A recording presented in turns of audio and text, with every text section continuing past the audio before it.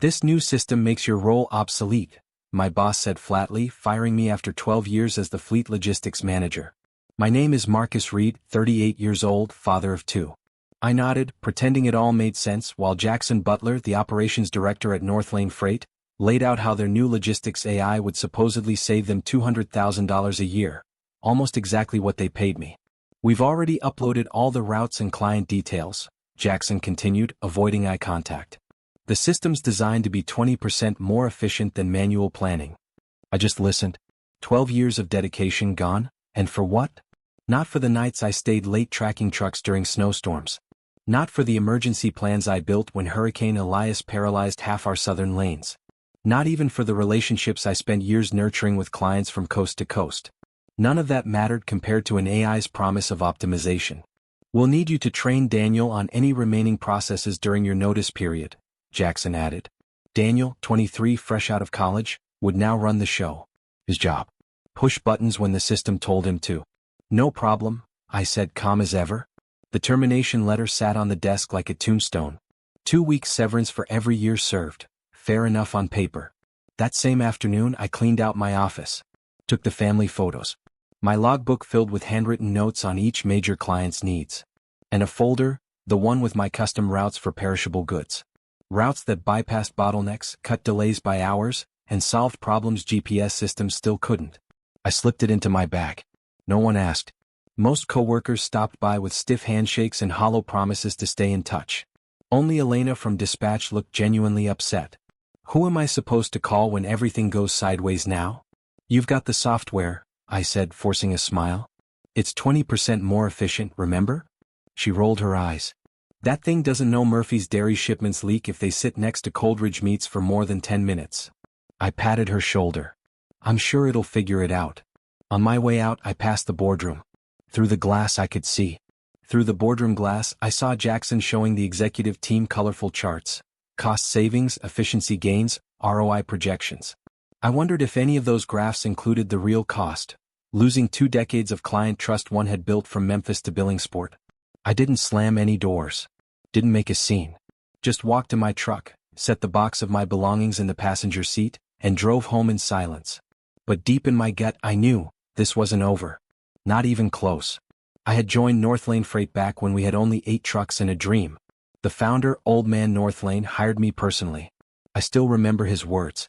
"This company runs on relationships and reliability. Technology changes, son. People don't." Those words became my compass. Over the years, I had built our logistics system from scratch. Not from behind a desk, but by being in the field. Every client had quirks, needs, patterns you'd never find in a spreadsheet. Coldridge meats needed deliveries by 4 a.m. sharp so their butchers could prep for the morning rush.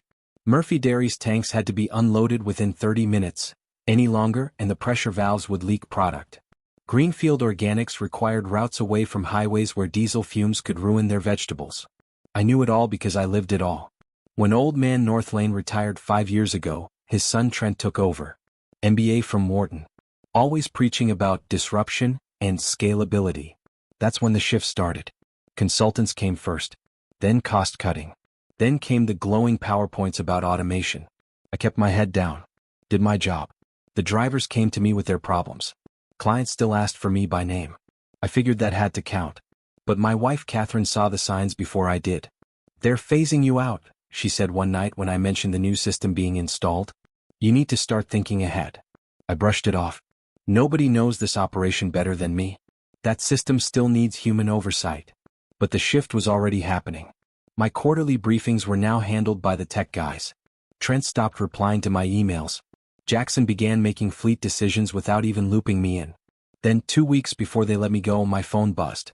Thomas Hayward, operations manager at FleetCor Industries, Northlane's biggest competitor, was calling. "Just checking in," Thomas said casually. "Heard Northlane shaking things up.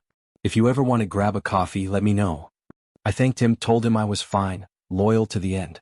The morning I was fired, Catherine was not surprised when I called her from the parking lot. "What will you do now?" she asked, calm as ever. "Take some time off. Figure things out," I said. But that night, once the kids were asleep, I sat at the kitchen table and pulled out the folder I had taken from my office. Routes. Schedules. Notes. The kind of data no software could understand, because it wasn't just about distance and delivery windows. It was about experience. Like knowing Officer Hensley always set up speed traps on Highway 27 every Thursday. Or how the dock manager at Coldridge Meats refused to accept shipments during his 12:30 lunch break, no matter what the manifest said. 2 weeks later I called Thomas Hayward back. We met at Lenny's Diner, same booth I'd used for meetings back when I was growing the network. Coffee in front of me. Laptop open. I had been quietly monitoring North Lane Freight's deliveries through friends still working at client facilities. The data spoke volumes. Murphy Dairy reported 3 late deliveries in 10 days. Coldridge had a shipment left unrefrigerated for 45 minutes. The new system hadn't accounted for dock scheduling conflicts.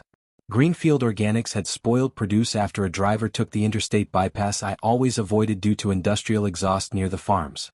I wasn't happy to see it. These were people I respected. But I wasn't surprised either. My phone buzzed. A message from Elaine in dispatch. Complete disaster today. System routed 3 trucks to 1 dock. Murphy's load delayed 2 hours. They're livid. Then a text from Joe, one of the veteran drivers. System sent me through downtown Montfort at rush hour. Lost 90 minutes. No override option. I didn't reply. Not my circus anymore. But I logged the incidents in a spreadsheet. The bell above the diner door jingled. Thomas walked in, spotted me, slid into the booth. Thanks for calling, he said as he ordered coffee. I've been hoping to hear from you. I closed the laptop. I'm not here to burn bridges. Not asking you to, he said. But FleetCor needs someone who understands logistics from the ground up. From the ground up, Thomas said again. Not just algorithms and data points. You do not use automation? I asked. We use it, he replied. But as a tool, not a replacement. Tech doesn't build relationships. Tech doesn't know why the Murphy family insists their dairy shipments arrive first thing Monday, even though Wednesday is more efficient. It doesn't understand that the dock manager at Coldridge Meats needs military precision, or he unravels. I studied him. Measured his tone. Looked for the catch. So what are you offering? Consulting, for now. Help us understand these client relationships better. Down the line, maybe something permanent. I thought about it. Thought about 12 years of hard-won knowledge shoved into a cardboard box. About a software program making decisions it could never explain. Thousands of hours I had spent learning not just routes, but people, systems, pressure points, trust. I won't share anything proprietary, I said. Thomas nodded. We're not asking you to. Just help us understand what these clients actually need, not what some algorithm assumes they need. I sat back, drumming my fingers on my closed laptop. Through the diner's window, I could still see North Lane's headquarters gleaming in the distance. Glass and steel, cold in the summer sun. When can I start? I asked. Thomas smiled. How about right now? I didn't feel angry. I didn't feel disloyal. North Lane had made their decision. Now I was making mine. I opened my laptop and started walking Thomas through the real needs of Murphy, Coldridge, and the rest. And something shifted in me. The doubt and frustration faded, replaced by something firmer. Determined. Focused. I wasn't finished. I was just getting started. 1 month later I got a call. Jackson Butler. We need to talk, he said, his voice tight. Some of our clients have been asking for you by name. I was in my home office reviewing Oxwell's new protocols for handling temperature-sensitive cargo. Outside, my kids ran across the lawn laughing. I don't work for North Lane anymore, I told him. He lowered his voice. The transition hasn't gone as planned. We'd like to bring you back as a consultant. Help us fix some issues. I leaned back in my chair. Issues with the software? He paused. Minor adjustments, Jackson insisted. Nothing serious. Trevor authorized a very competitive consulting rate. I thought about the numbers in my spreadsheet. Rivermore's on-time deliveries had dropped by 8% in just a month. Client complaints had surged 40%. 2 smaller accounts had already walked. Send me the offer in writing, I said. I'll think about it. An hour later, Catherine found me still at my desk. Rivermore? She asked. I nodded. They're struggling. She sat on the edge of the desk. And? I've got a good thing going with Oxwell. But you're tempted, she said, watching me closely. I was. Despite everything, I had built that system. Those client relationships still mattered to me. Maybe, just maybe, I could help both companies. She raised an eyebrow but said nothing. The next morning I drove to Rivermore. The receptionist, new, did not recognize me. Directed me to a conference room where Jackson, Trevor Rivermore, and Daniel were already waiting. "Marcus," Trevor said, standing to shake my hand, all smiles now that they needed something. "Appreciate you coming in." "Let's get to it," I said, taking a seat. "What exactly do you need?" Jackson opened his laptop. "The system is functioning as designed, but it's not capturing certain client-specific needs." "You mean like Murphy's leaking containers or Coldstream's dock schedule?" Daniel looked up quickly. "How did you know we're having issues with those clients?" I did not mention the quiet conversations I still had with their staff. I had spent 12 years learning every nuance. That was why I was here. Trevor cleared his throat. "We'd like you to document these special considerations so we can program them into the system." The request hung in the room like smoke. They wanted me to upload 12 years of human experience into a software that replaced me. "And you're offering $5,000 for 2 weeks?" "Very generous, considering," Trevor added. I looked at all three of them. Trevor, who thought people were replaceable. Jackson, who could not meet my eyes when he fired me. Daniel, who knew just enough to cause problems. "No," I said calmly. Trevor blinked. "Excuse me? My knowledge isn't something you can just extract in code. That's not how this works." Jackson leaned forward. "Marcus, be reasonable. This is a generous offer," Trevor said. "It's not about the money," I replied, rising from my chair. "What you're asking can't be done in 2 weeks. It takes years of direct client interaction." Trevor's face hardened. "We've heard you're working with Oxwell now." And there it was, the real reason for this meeting. "As a consultant, yes. Is that a problem?" "We consider that a conflict of interest," Trevor said coldly. "Especially if you're sharing proprietary information about our clients." I felt a flash of anger but kept my voice level. "I've shared nothing proprietary. But it's interesting you're worried about that, while simultaneously asking me to give you everything I know." Trevor narrowed his eyes. "We'll be watching very closely," he warned as I turned toward the door, "and reaching out to our clients to ensure no inappropriate solicitation occurs." I paused in the doorway. "Maybe you should focus more on keeping those clients happy, and less on what I'm doing. Just a suggestion." As I crossed the parking lot, my phone buzzed. A message from Catherine. "How'd it go?" "They're scared," I typed back.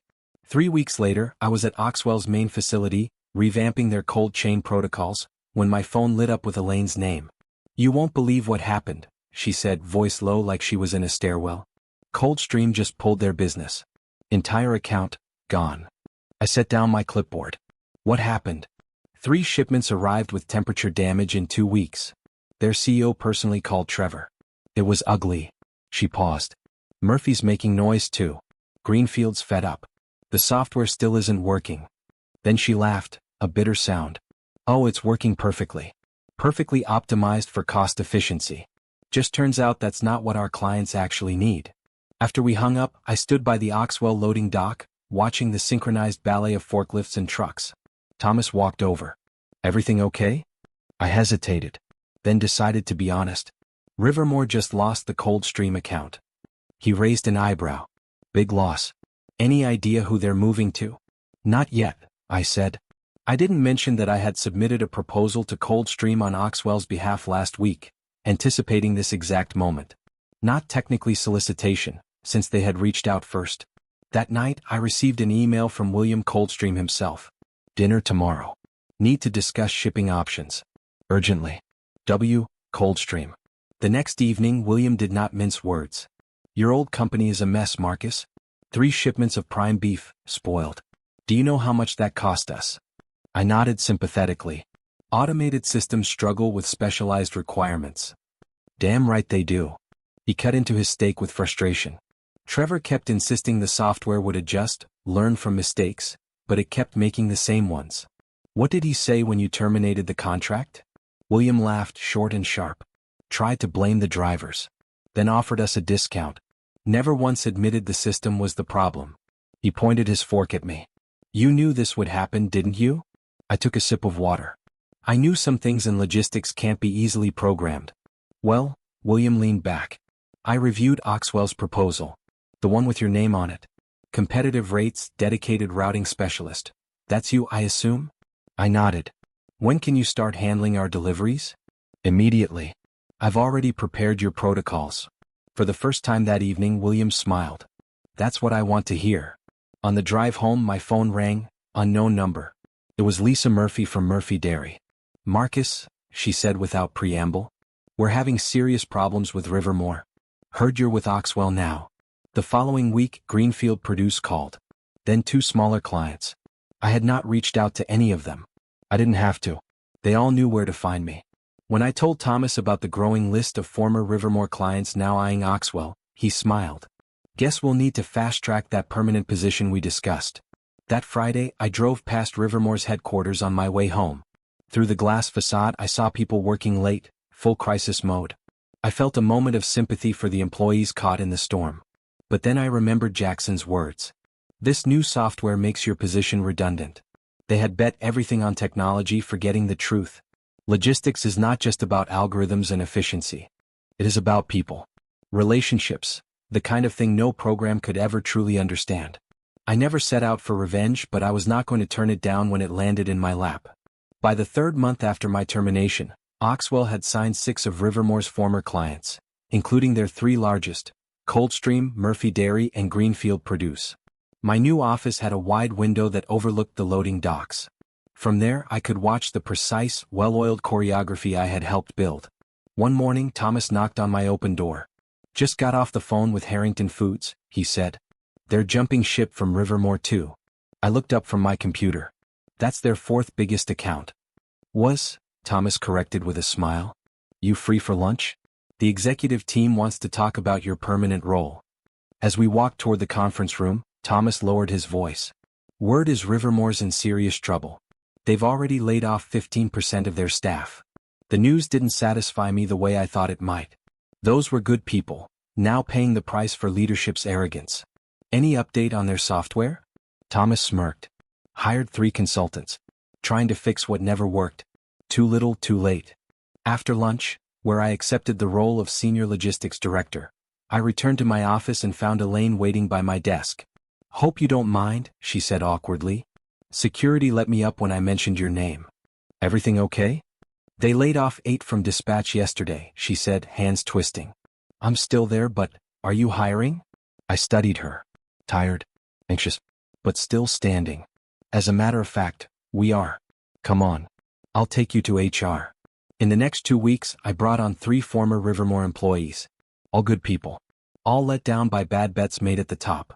One evening as I left the office, I saw Trevor Rivermore standing by my truck. "Came to see the operation for myself," he said, hands buried in his pockets. He looked thinner. Exhausted. "You've taken half our clients," he added quietly. "We're filing Chapter 11 next week." I leaned on the truck.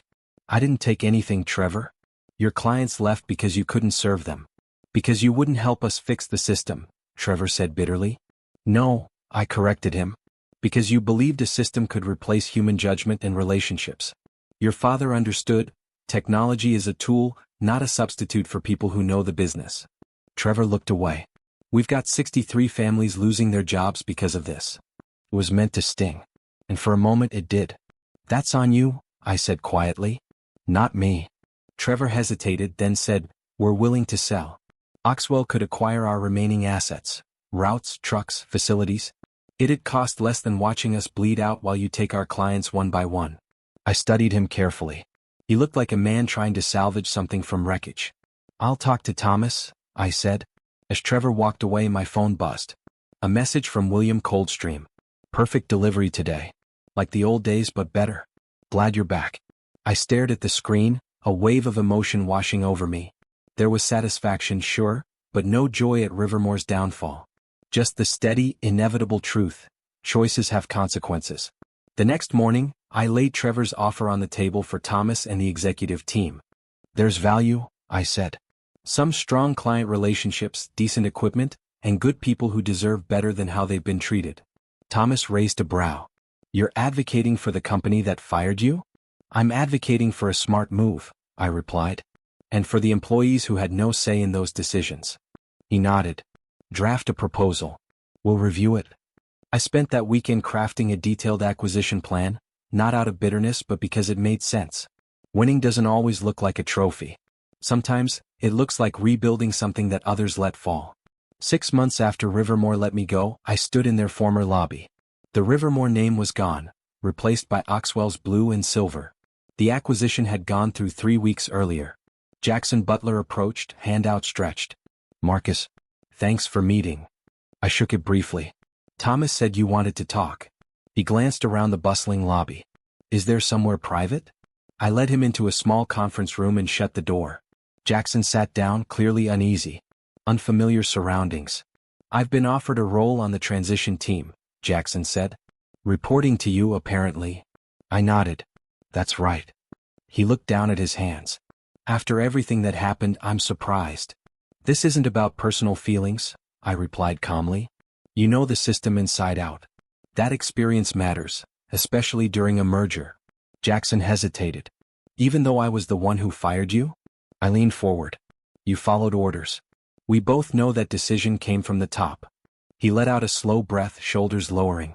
"That software, it was a mess. We tried everything to make it work. Except the one thing that might have worked," I said. "Accepting that logistics isn't just code. It's people. And people don't run on algorithms." Outside the room, the sounds of transformation filled the air.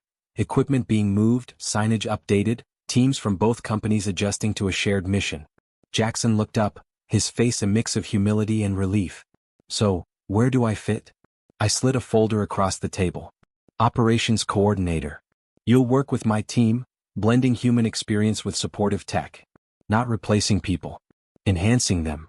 He opened the folder and skimmed the offer letter. "This is more than I expected." "It's what the role is worth," I said, standing. "Technology evolves. People endure. Your knowledge still matters." As we exited the room, Trevor Rivermore walked through the front doors for his final meeting with Oxwell's legal team. Our eyes met briefly. No words. Just silent acknowledgement. The outcome said enough. 1 year after I was labeled redundant, I stood inside Oxwell's expanded control center, watching the logistics system I had helped rebuild. Screens displayed routes, schedules, and, just as importantly, driver notes, customer preferences, the human details Rivermore's software had ignored. Elaine approached with a tablet. "Murphy Dairy just sent their quarterly forecast. Shipments up 15%. Make sure James is briefed on their valve pressure issue," I told her. "He'll manage their account while I'm on vacation." Catherine and I were finally going away, for real this time. We were taking the kids to Yellowstone, my first real vacation in years. The irony was not lost on me. Getting fired had led to a better role, stronger compensation, and, most importantly, balance. Thomas joined me in the control room, watching the organized movement below with a quiet smile. "Just got off the phone with the board," he said. "Quarterly numbers are excellent. They specifically praised our client retention rates." I nodded. We had not only kept every former Rivermore client after the acquisition, but added a dozen more, businesses drawn in by our reputation for reliability. "The human-centered logistics approach is paying off," Thomas added, clapping me on the shoulder.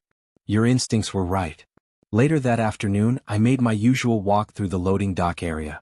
A new shipment for Coldstream Meats was being prepped. One of our veteran drivers stood beside the truck, reviewing the special handling instructions I had helped design. "All set for the morning run, Sam?" I asked. He nodded. "Got the route planned, detouring around that construction on Highway 16. GPS keeps trying to send me straight into it." "Trust your judgment," I said. "The software is here to support you, not override you." As I reached my truck, I paused to look back at the facility. The software that was meant to make me obsolete had done the opposite. It had proven that some things cannot be automated: relationships, judgment, real-world experience. In trying to replace me, they had only proven how irreplaceable the human element really is. I never chased revenge. But I found something better. Vindication.